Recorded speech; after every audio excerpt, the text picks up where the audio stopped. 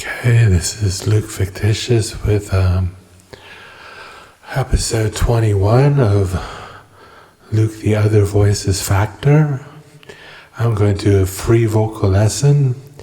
It's not to argue with other vocal instructors or teachers. I'm not teaching vocal lessons. It's just something to help some people. When you begin singing, it is very natural to possibly develop bad singing techniques. And the reason is when you start singing, you'll probably start singing copies or covers. I certainly did. And even though I had original songs before that, I started singing copies and covers. And I knew without singing lessons that I sounded very good and had a very large range, but I did take lessons anyway. But in any case, when you start singing these copies and covers, you might be manipulating your voice, and it might develop either bad technique or perhaps singing technique that's not as good as what it could be. The other thing that can develop bad singing technique is if you're in a band and everybody's so loud that you can't hear yourself, you might kind of grip your vocal cords a little bit more than you should, and that's not necessarily good either. I remember watching the X Factor one year. There's this boy band judge watching this lady sing, and she had a really good voice, but he said to her, "We don't have enough time for you to make you sound good and rework your voice and give you the training you need, but it doesn't have to wait. We can start today." And I've been thinking about doing this video for quite a while. So anyway, instead of singing like la and gripping tightly down here, la, try just singing nicely like la, open. When you sing open and freely, and try not manipulating your vocal cords down here. The method that I use is speech level singing, and I'll talk about that a little bit more, but just as I'm talking, you're singing that freely as well. So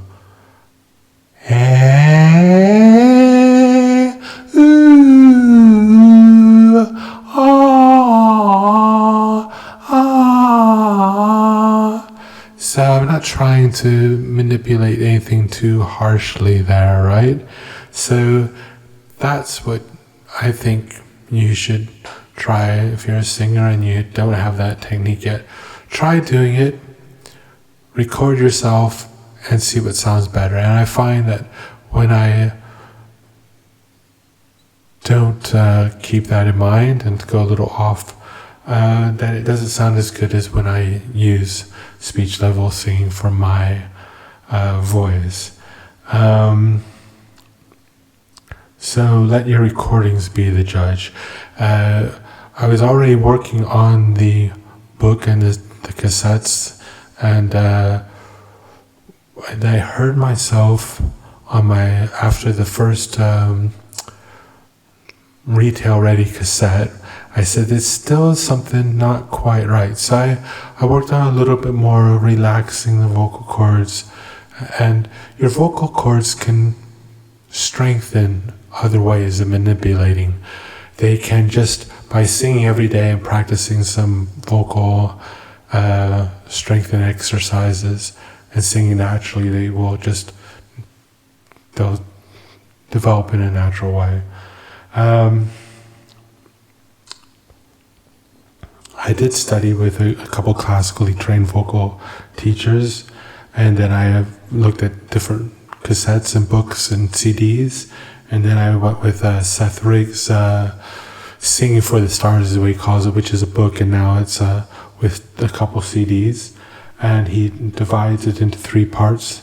A warm-up, which is very useful, some lip trills and tongue trills and some humming. And so when you're humming, you're just with the same level of effort that you're talking with. Not grabbing down here, but and the singing I found when you close your lips or put them in an ooh position like this, ooh, I found that doing the singing part with your lips in that position can help close any breaks or help at least close breaks, yeah?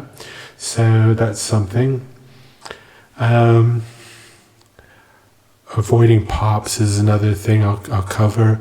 Concentrate on the part of the word after the P. The P for me is the worst one. So if you're, there's a song on Luke, the Other Voices Factor called Passion.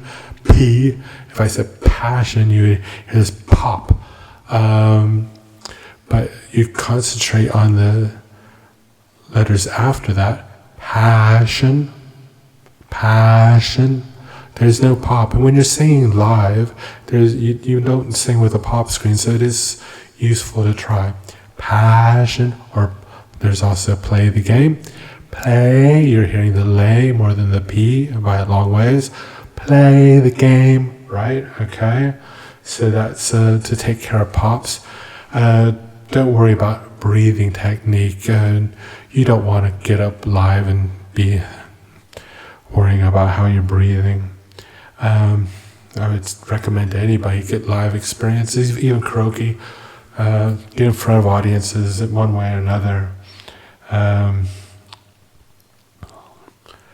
And I think that I would say also to bands that are starting out, younger bands, you know, you have this kind of tension a lot of times the first 10 minutes, and you just need to do a bunch of gigs to get it kind of a little bit more chill. But there still might be a little tension in the first few minutes, and that's just kind of life. So, you know, go with it, have another drink or whatever, right? Okay, so yeah, I hope that helps somebody, and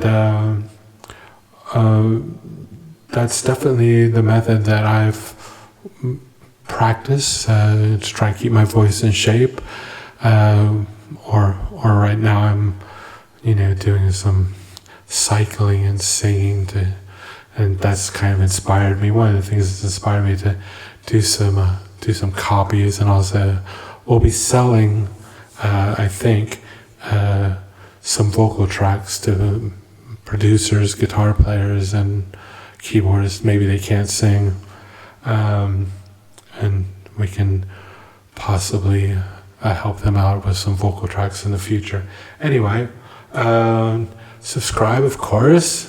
Might see something interesting in the future. There'll certainly be some more interesting songs sung, and buy some of the music.